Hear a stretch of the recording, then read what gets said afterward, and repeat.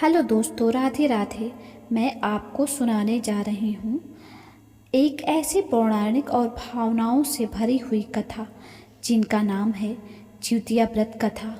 यह कथा न केवल आस्था और विश्वास को मजबूत करती है, बल्कि इसमें छुपा हुआ संदेश हमें यह भी सिखाती है कि स्त्री की शक्ति, त्याग और सच्चे व्रत का फल कितना महान होता है। तो शुरू करते हैं जिउतिया व्रत की कथा। और इस कथा को आप पूरा सुनें, तभी इसका फल पूरे मिलेगा। और हमारे वीडियो को लाइक और चैनल को सब्सक्राइब ज़रूर करें। बहुत समय पहले की बात है। गंगा नदी के किनारे एक छोटे से गांव में दो माताएं रहती थीं। दोनों का जीवन कठिनाइयों से भरा हुआ था, लेकिन अपने अपने बच्चों की लंबी उम्र और सुख समृद्धि के लिए वह हर साल जिउतिया व्रत करती थीं। पहली माँ का नाम सुधा था, जो गरीब किसान की पत्नी थी। उसका बेटा बीमार और कमज़ोर था। डॉक्टर भी कह चुके थे कि बच्चा अधिक दिनों तक जीवित नहीं रहेगा, लेकिन सुधा हर बार कहती कि नहीं, मेरा लाल जिएगा। मैं जिउतिया का व्रत करूंगी, चाहे मुझे अपने प्राण क्यों न देना पड़े। दूसरी माँ थी कमला। उसका बेटा चंचल और हंसमुख था, लेकिन एक बार नदी में डूबते डूबते बचा था। तब से कमला के दिल में बस डर बस गया था।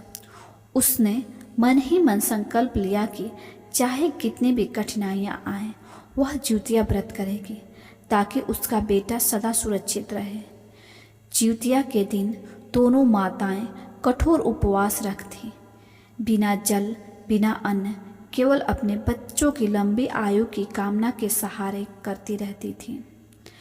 दिन भर धूप में तड़पते हुए, प्यास से गला सूखते हुए उनके होठों पर एक ही प्रार्थना होती, हे जिउतिया माई, मेरे लाल की रक्षा करना। रात गहरती तो दोनों माएँ गंगा के किनारे बैठ जाती। उनकी आंखों से आंसू बहते, लेकिन विश्वास अडिग था। अचानक उन्होंने देखा कि आकाश में एक अद्भुत प्रकाश उतरा। उसमें से एक दिव्य स्त्री प्रकट हुई। वह स्वयं जिउतिया माता थी। माता ने कहा, माताओं, तुम्हारी तपस्या और सच्ची ममता ने मुझे यहाँ खींच लाई है। तुम्हारे बच्चों की आयु अब किसी संकट में नहीं होगी। तुमने उपवास करके अपने बच्चों को अमर आशीर्वाद दिया है। इतना कहते हैं वह दिव्य स्वर गूंज उठा, माँ की ममता सबसे बड़ी शक्ति है। उस रात सुधा का बेटा बीमार जो रहता था, वह अचानक उठकर बैठ गया और बोला, अम्मा, मुझे भूख लगी है। सुधा खुशी से रो पड़ी, क्योंकि महीनों से उसका बेटा बिस्तर पर ही उठ भी नहीं पाता था। वह बस बिस्तर पे ही लेटा रहता था। वहीं कमला ने देखा कि उसका चंचल बेटा गहरी नींद से उठकर हंसने लगा और बोला, अम्मा, अब मुझे कभी डर नहीं लगेगा।